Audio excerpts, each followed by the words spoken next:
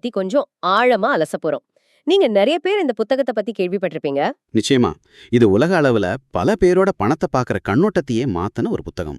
ஆமா. இதுல ரெண்டு தந்தைகளை பத்தி பேசுறாங்க.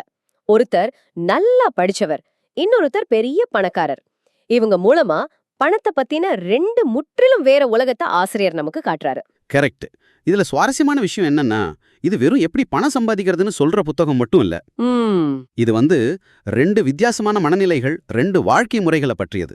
ஆசிரியர் இந்த ரெண்டு தந்தைகளோட அறிவுரைக்கு நடுவுல சிக்கிக்கிட்டு தனத்துன்னு ஒரு பாதையை தேர்ந்தெடுக்க வேண்டிய கட்டாயத்துல இருந்தாரு. அதுதான் இந்த புத்தகத்தோட அடித்தளமே இல்லையா? சரி, அப்போ முதல்ல அந்த ரெண்டு தந்தைகள் யாருன்னு பாப்போமா? பார்க்கலாம். ஒருத்தர் ஆசிரியரோட சொந்த அப்பா. அவர் ஒரு PhD பட்டம் வாங்கினவர், ரொம்ப புத்திசாலி. ஆனா வாழ்க்கை முழுக்க பணத்துக்காக போராடினார். அவரை தான் ஏழை தந்தைன்னு சொல்றாரு. ம் இன்னொருத்தர் அவரோட நண்பர் மைக்கோட அப்பா. அவர் 8ஆம் வகுப்பு கூட முடிக்கல. ஆனா ஹவாயிலேயே பெரிய பணக்காரர்கள்ல ஒருத்தரா ஆனாரு. அவர்தான் பணக்கார தந்தை. ம் இங்கதான் விஷயமே ஆழமாறுது. ரெண்டு பேருமே கடுமையா உழைச்சாங்க, நல்லா சம்பாதிச்சாங்க. ஆனா பணத்தை பத்தின அவங்க எண்ணங்கள் அது நேர் எதிர் துருவங்கள் மாதிரி. ஆமா, அந்த கருத்து வேறுபாடுகள் ரொம்ப சுவாரஸ்யமா இருக்கும். ரொம்பவே. உதாரணத்துக்கு, ஏழை தந்தை என்ன சொல்லுவார்னா, பணத்தின் மீதான ஆசைதான் எல்லா தீமைக்கும் காரணம். ஓ, இது நம்ம நிறைய இடத்துல கேட்ட வாக்கியம். ஆனா பணக்கார தந்தை என்ன சொல்லுவார் தெரியுமா? பணப்பற்றாக்குறை தான் எல்லா தீமைக்கும் காரணம். பாருங்க, ஒரே விஷயம், ஆனா எவ்வளவு வித்தியாசமான பார்வை. அதேதான். இன்னொன்னு இருக்கு. ஏழை தந்தை என்னால இதை வாங்க முடியாது அப்படின்னு சொல்லிடுவாரு. அது ஒரு முற்றுப்புள்ளி. ஆமா, அதோட அந்த சிந்தனை முடிஞ்சிடும். ஆனா பணக்கார தந்தை அந்த வார்த்தையை சொல்லவே விடமாட்டாரு. பதிலுக்கு இதை எப்படி வாங்கறது அப்படின்னு கேட்க சொல்லுவாரு. இது ஒரு சின்ன கேள்விதான், ஆனா இது சிந்தனையை தூண்டுது, மூளைக்கு ஒரு வேலை கொடுக்குது. கரெக்ட். அந்த என்னால முடியாதுங்கிற வார்த்தை ஒரு மனசோம்பலோட அறிகுறி அப்படின்னு பணக்கார தந்தை நம்பினாரு. இன்னொரு முக்கியமான வேறுபாடு. சொல்லுங்க. ஏழை தந்தை, நான் பணக்காரனா இல்லாததுக்கு காரணம் இந்த குழந்தைகளான நீங்க தான் அப்படின்னு சொல்வாரு. ஐயோ, இது பொறுப்பு தட்டி கழிக்கிற மாதிரி இருக்கு. ஆனா பணக்கார தந்தை, நான் பணக்காரனா இருக்க வேண்டியதுக்கு காரணமே இந்த குழந்தைகளான நீங்க தான் அப்படின்னு சொல்வாரு. வாவ், ஒரே சூழ்நிலை தான், ஆனா ஒன்னு பொறுப்பு தள்ளுது, இன்னொன்னு உத்வேகத்தை கொடுக்குது. சரியா சொன்னீங்க. சரி, ஆசிரியர் எப்படி பணக்காரராகணும்னு முடிவு செஞ்சாரு, அந்த கதைக்கே வருவோம். அவருக்கு அப்போ 9 வயசு. ஆமா, அவரோட ஒரு நண்பனோட கடற்கரை வீட்டுக்கு அவரை ஏழை பையன்னு சொல்லி கூப்பிடுற. அது அவருக்குள்ள ஒரு தாக்கத்தை ஏற்படுத்துது.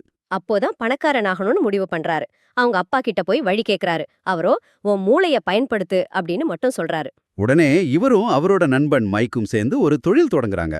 அந்த பர்பசி டியூபு கதை தானே? அதேதான். அக்கம்பக்கத்து வீடுகள்ல இருந்து பயன்படுத்தப்பட்ட பர்பசி டியூபுகளை சேகரிக்கிறாங்க. அந்த காலத்துல டியூப்லாம் ஈயத்தால செய்யப்பட்டிருந்தது. அவங்க திட்டம் என்னன்னா, அந்த டியூப்களை உருக்கி ஈய நிக்கல் நாணயங்களை தயாரிக்கிறது. ஆமா, ஒரு நாள் உங்க அப்பா வீட்டுக்குள்ள வந்து பாக்குறாரு. ரெண்டு சின்ன பசங்களும் வீடு முழுக்க வெள்ளை பொடியோட அடுப்புல ஈயத்தை உருக்கிக்கிட்டு அச்சுகள்ல ஊத்தி பணம் தயாரிச்சுட்டு இருக்காங்க. அவர் என்ன சொன்னாரு? கோவப்பட்டாரா? இல்ல, அதுதான் ஆச்சரியம். அவர் சிரிக்கிறாரு. சிரிச்சுக்கிட்டே கவுண்டர் ஃபீட்டிங், அதாவது கள்ள நாணயம் தயாரிக்கிறதுனா என்ன, அது ஏன் சட்டவிரோதம்னு ரொம்ப மென்மையா விளக்குறாரு. அப்போ உங்க தொழில் ஆரம்பிச்ச அன்னைக்கே முடிஞ்சிடுச்சு. ஆமா, ஆனா அவர் ஒரு முக்கியமான விஷயம் சொன்னாரு. நீங்க தோத்துட்டா மட்டும்தான் ஏழை, நீங்க ஏதாவது செஞ்சீங்க பாருங்க, அதுதான் முக்கியம். நிறைய பேர் பணக்காரனாகிறத பத்தி பேச மட்டும்தான் செய்வாங்க, ஆனா நீங்க செயல்பட்டீங்க, முயற்சியை மட்டும் விட்டுறாதீங்க அப்படின்னு சொன்னாரு. இது ஒரு பெரிய திருப்பு முனை. அதுக்கப்புறம் தான் ஆசிரியர் கேக்குறாரு, உங்களுக்கே பணம் பண்ண தெரியாதப்போ நான் எப்படி பணக்காரனாகிறதுன்னு. அதுக்கு அவங்க அப்பா, நீ பணக்காரன் ஆகிறது எப்படின்னு கத்துக்கணும்னா என்கிட்ட கேட்காத, உன் நண்பன் மைக்கோட அப்பா கிட்ட போய் கேளு அப்படின்னு வழிகாட்டுறாங்க. இது நம்மள இந்த புத்தகத்தோட மிக முக்கியமான ஒரு கருத்துக்கு கூட்டிட்டு போகுது. எண்ணங்களோட சக்தி. ஆமா, நம்ம எண்ணங்கள் தான் நம்ம வாழ்க்கையை உருவாக்குது. ஆசிரியரோட ஏழை தந்தை எப்பவுமே நான் ஒருபோதும் பணக்காரனாக மாட்டேன் அப்படின்னு சொல்லுவாராம். அது கடைசியில உண்மையாவே நடந்துருச்சு. ஆனா பணக்கார தந்தை, அவர் ஒரு பெரிய நிதி நெருக்கடியில சிக்கி கையில காசே இல்லாதப்போ கூட தன்னை ஒரு பணக்காரன் அப்படின்னு தான் சொல்லிக்கிட்டாரு. ஓ, அவர் ஒரு அருமையான வேறுபாடு சொல்லுவாரு. ஏழையா இருக்கிறதுக்கும் நொடித்து போயிருக்கிறதுக்கும் வித்தியாசம் இருக்கு. நொடித்து போறது தற்காலிகமானது, ஏழ்மை நிரந்தரமானது. அப்போ ஏழ்மைங்கிறது பேங்க்ல இருக்கிற பணம் இல்ல, அது ஒரு மனநிலை. இதுதான் நீங்க புரிஞ்சுக்க வேண்டிய முக்கியமான புள்ளி. மிகச்சரியா சொன்னீங்க. பள்ளிக்கூடங்கள்ல நமக்கு கல்வி, தொழில்முறை திறன்கள் இதெல்லாம் சொல்லிக் கொடுக்கறாங்க. ஆனா பணத்தை பத்தின திறன்களை சொல்லிக் கொடுக்கறது இல்ல. ஆமா, அதனாலதான் நல்லா படிச்ச டாக்டர்ஸ், வக்கீல்கள் கூட வாழ்க்கை முழுக்க பணப்பிரச்சனையோட போராடுறாங்க. நாம பணத்தை பத்தி நம்ம பெற்றோர்கிட்ட இருந்து தான் கத்துக்கிறோம். அப்போ ஒரு ஏழை பெற்றோர் தன் பிள்ளைக்கு என்ன சொல்ல முடியும்? நல்லா படி, ஒரு நல்ல கம்பெனில வேலை தேடிக்கோ. இது அந்த ஏழை மனநிலைய அடுத்த தலைமுறைக்கு கடத்துற மாதிரி இருக்கு.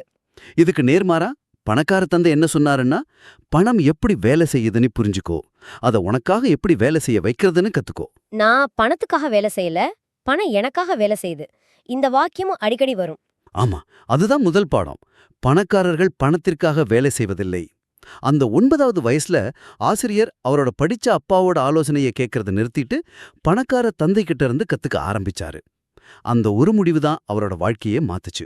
சரி, இந்த உரையாடல்ல இருந்து நீங்க எடுத்துட்டு போக வேண்டிய முக்கியமான செய்தி என்னன்னா, பணத்தை பத்தின உங்க மனநிலையும் நீங்க உங்களுக்குள்ள கேட்டுக்கிற கேள்விகளும் ரொம்ப சக்தி வாய்ந்தது. ஆமா, உங்க பட்டப்படிப்பை விட, உங்க இப்போதைய சம்பளத்தை விட சக்தி வாய்ந்தது அது. உங்க நிதி சார்ந்த மூளைக்கு பயிற்சி கொடுக்கறது ரொம்ப அவசியம். முடிவா உங்களுக்கு ஒரு சிந்தனையை விட்டுட்டு போறேன். இந்த புத்தகம் ஒரு நிறுவனத்துக்காக வேலை செய்யறதையும் ஒரு நிறுவனத்தை சொந்தமா வச்சிருக்கிறதையும் ஒப்பிடுது. ம், உங்க சொந்த வாழ்க்கையில சொந்தமா வச்சிருக்கிறது அப்படின்னா என்ன?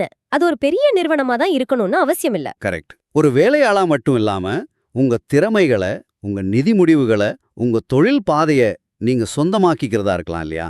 ஆமா, இத பத்தி கொஞ்சம் யோசிச்சு பாருங்க.